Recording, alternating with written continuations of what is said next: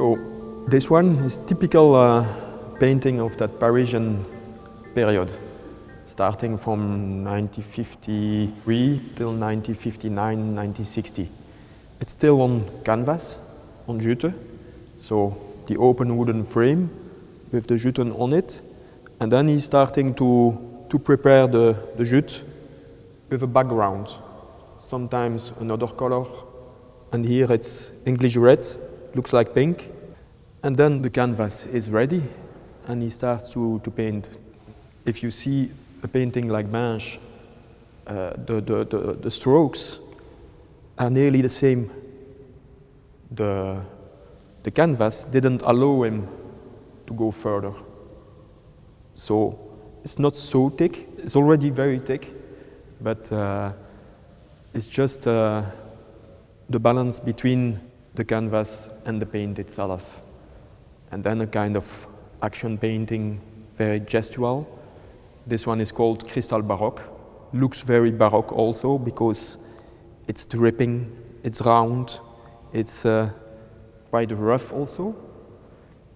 He's using the brush horizontally, vertically.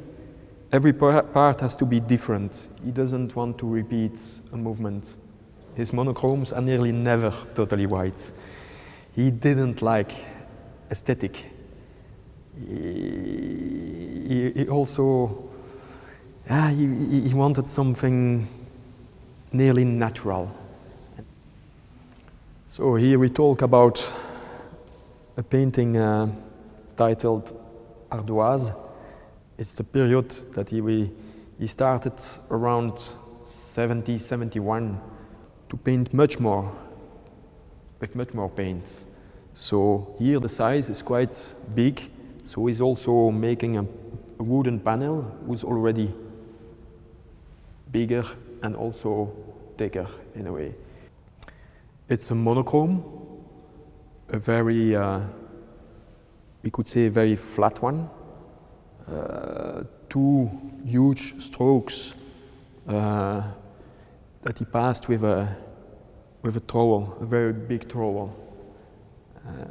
It's lying flat on the ground, the panel, so he has his buckets of paint, putting it all on the panel, and then starting in one stroke to go on it. So you can feel the tension.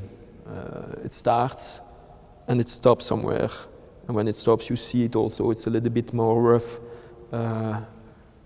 in the bottom there, and also never repeat the same stroke.